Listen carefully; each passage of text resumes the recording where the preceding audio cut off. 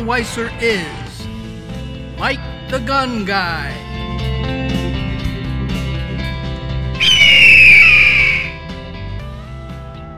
Here's Mike Weiser. Hey, this is Mike Weiser again, Mike the Gun Guy, trying to explain to fellow gun folks what non-gun people don't understand about guns. And it's too bad that there are a lot of people out there who don't like guns, because the truth is they're missing a lot of fun.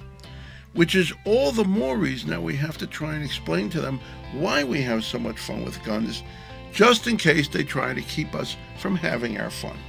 So in this video, I want to talk about training, because the truth is that using a gun in an unsafe way isn't a lot of fun, and it can get you into a lot of trouble, might even get you or someone else hurt or killed.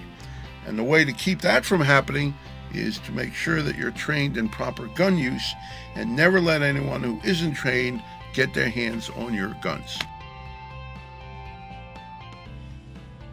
But here's where we run into a little problem. Because believe it or not, you can walk into a gun shop in a majority of states in this country, buy a gun, put it in your pocket, walk around without ever having shot it at all. That's right. In my state, you can qualify for the license to carry without ever having pulled the trigger of a live gun.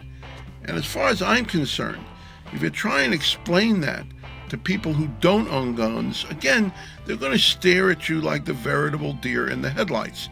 After all, we have to take a competency test in order to drive a car.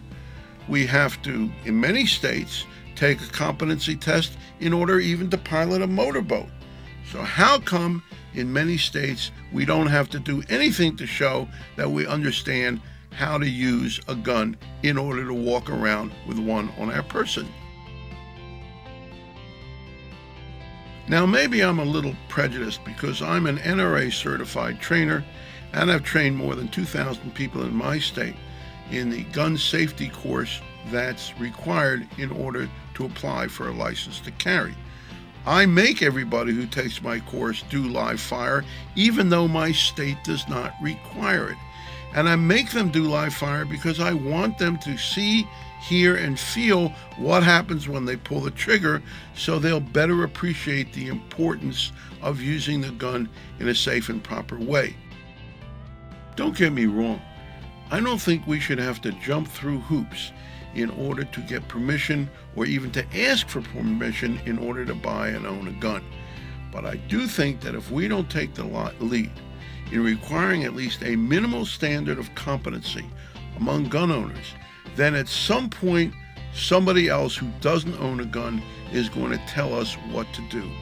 And as long as we're faced with the possibility that non-gun owners can tell us what to do with our guns, it seems to me we have to take the lead in telling ourselves what it is that we should do to use our guns safely and responsibly and train in a proper way.